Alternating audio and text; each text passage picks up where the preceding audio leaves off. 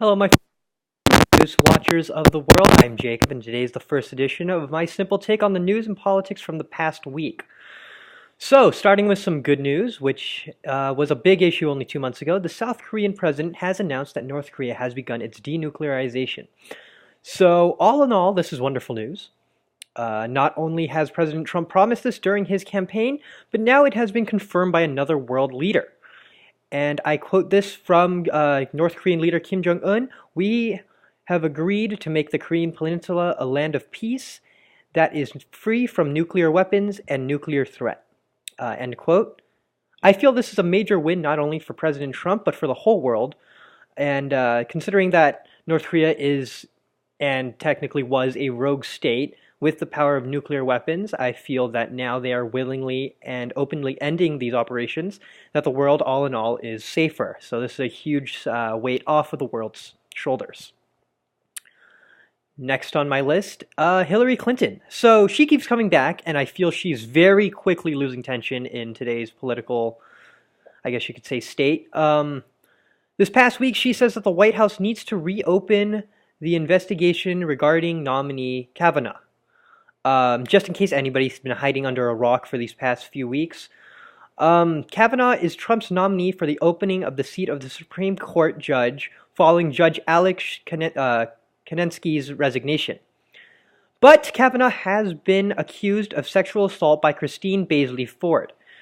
As of today, September 21st, Friday, 2018, she has agreed to come and testify under her own stipulations, I should say. She has put forward the stipulation that Kavanaugh will not be in the room at the time, and that she will not be questioned by lawyers, but only by the people on the Senate. She has also asked that Kavanaugh is questioned first. First off, I feel this is ridiculous. I believe that it is a right to face your accuser in court, so to say that Kavanaugh is not allowed to be in the room is ridiculous. Whoever is questioned first, it doesn't matter to me, in all honesty, because the facts will come out eventually, and no matter who is questioned first, in the end, justice will be served. Whether or not Kavanaugh is lying or Ford is lying doesn't matter to me. All that matters is that either Ford is telling the truth and Kavanaugh is brought to justice and is forced to resign from his nomination, or that Ford is properly, what's the word I'm looking for, properly dealt with in a way that is fitting of the controversy she has stirred up. So, I do believe Ford's allegations should be taken seriously. I do believe that a rape allegation should be taken seriously from the get-go. But whether or not the accused is guilty or not completely depends on the trial. Seeing as this is an event that Ford claims has been 35 years ago, I do believe that she has lost some of her credibility, because if it is a case that she states was so devastating to her and she had to go to counseling for, I believe that her or her parents would have issued a police report much earlier than now. To do so now, just as he's running for political office or has been brought under a nominee for a Supreme Court judge, I feel this has some political undertone in it. But I do want to believe that Ford is making a case because she feels he is improper for this role, not only to fight against a political agenda. Two other witnesses have been called forward, but both have claimed they do not remember Kavanaugh ever acting in such a way that Ford mentions. And one of them even claims that they don't remember the party of which is mentioned. Both the Congress and President Trump have encouraged Ford to come forward and speak, and I quote Trump here: I really want to hear, man, I cannot read. I quote, "I'd really want to see her.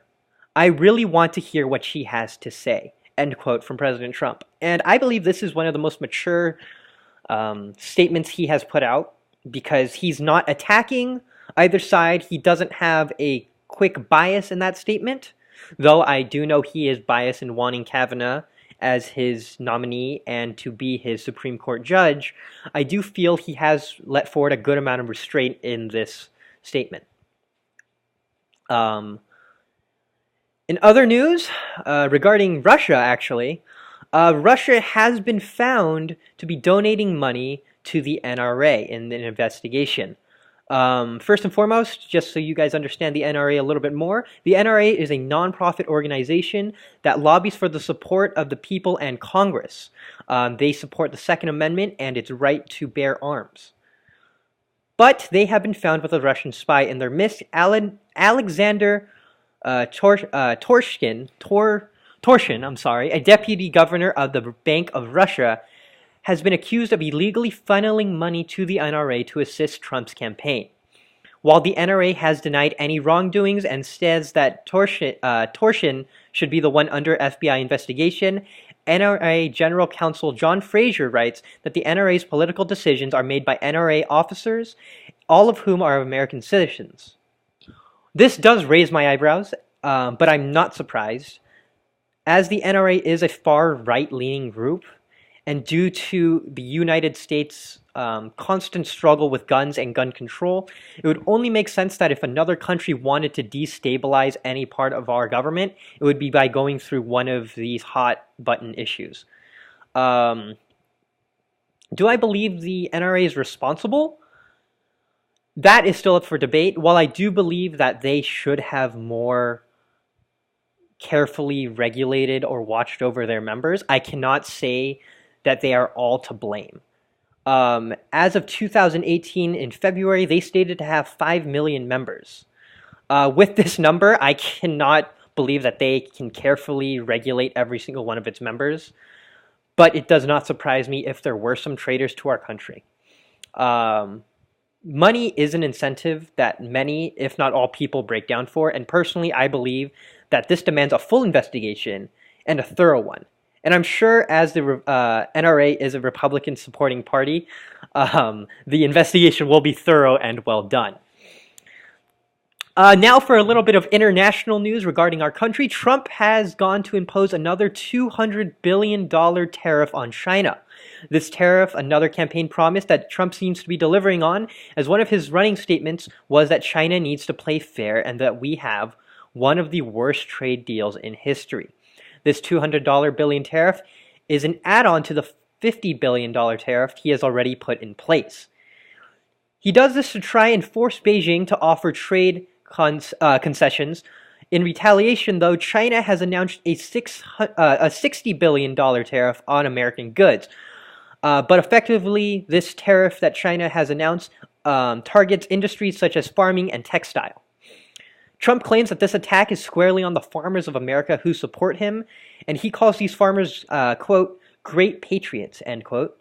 The tariff issued on China does not include items like smartphones, watches, Bluetooth devices, and other consumer-heavy products in an effort to ensure that American consumers do not feel the pressure of the tariff.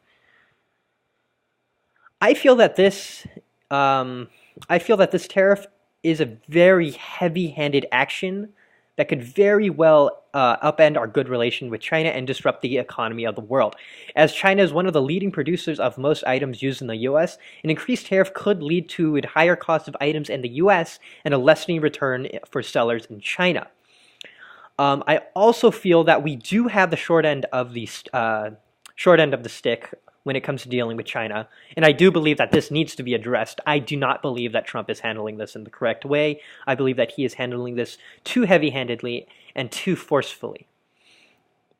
But speaking of large amount of money, Alexandra Cortez, a Democratic soon-to-be Congresswoman of New York City, campaigns with the promises of free healthcare, college, and the removal of student debt, housing as a federal right, and job guarantees. These outrageous promises being questioned in a one-on-one interview with CNN's Jake Tapper, citing left-leaning economic groups, stating that the price tag for such promises would be $40 trillion, and this being a conservative estimate by left-leaning groups. So, when asked how she plans to acquire $40 trillion, her only response was to raise taxes on the wealthy and an increased corporate tax rate. She claims that these increases would raise $2 trillion, and while this all sounds fine and dandy, the big question is, where would she find the other $38 trillion? Would it just go to debt? And like Bernie Sanders in the 2016 campaign, his ability to come up with where his campaign promised funds would come from shows their lack of understanding in economics. Cortez also claims that, and I quote, every modern civilized democracy in the Western world, the United Kingdom, has a form of single-payer healthcare, Canada, France, Germany, end quote. While these countries might have universal healthcare, all of these are parliamentary democratic countries, not like the United States. The United States is a democratic republic, in which federally we are a republic first. We do not have the same type of government that these aforementioned countries have. Instead of a parliament, we have Congress and Senate. We do not have a prime minister, we have a president. We value the free market and capitalism more closely than most countries. I would also like to note, as a republic, we believe more in small government than large government, which the Democratic Party lobbies for bigger government in exchange for less state rights.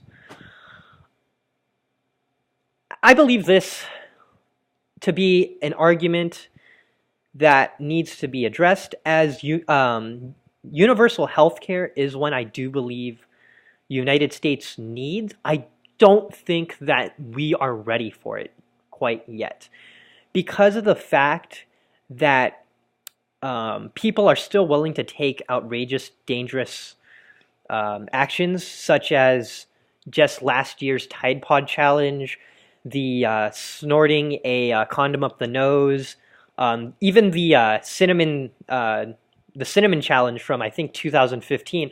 I find these to be endangerments to oneself that, while it has led to people leading to the ER, I don't want to be paying for that, because universal health care would come out of our taxes. And this would only increase the amount of taxes we already pay as American citizens.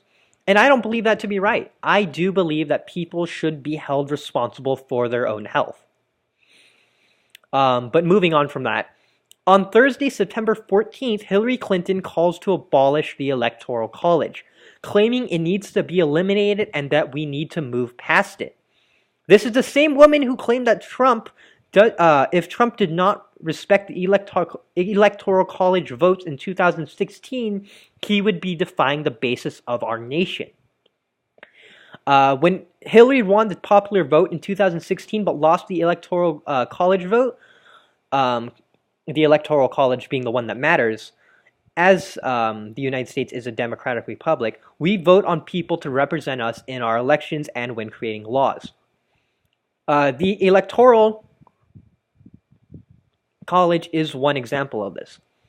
Clinton also blamed Senator Bernie Sanders for not dropping out of the 2016 campaign early enough. She states that as it became obvious she would become the Democratic Party nominee, that Sanders should have dropped out of the race to better unify the Democratic Party. I do believe Clinton's attack on the Electoral College is a direct attack on the basis of our nation. It has been there to ensure that votes are fair and that the most amount of people are represented properly. The popular vote does not account for how many people live in one state.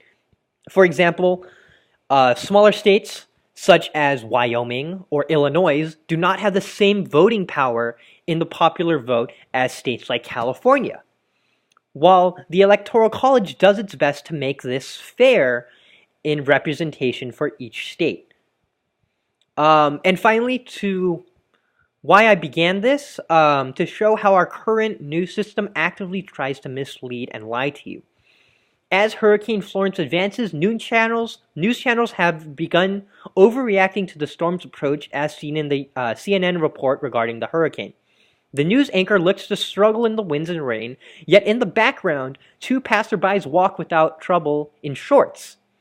In a Fox report claiming that 500 million are without power in North Carolina, while this might seem terrible, it's actually impossible because the population in North Carolina is only 10 million.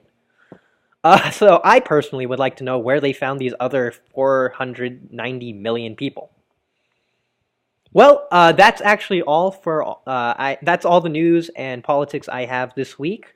Ladies and gentlemen, this has been Jacob, your friendly middle ground newscaster. I believe freedom will prevail and that justice in our country will come again. Thank you, and I will see you in the 2 weeks that come. Please remember to comment your views on these things and questions you might have. I always am open to debate, and I would like to hear your thoughts and opinions, as those are what matter in our country. Thank you, and have a nice weekend.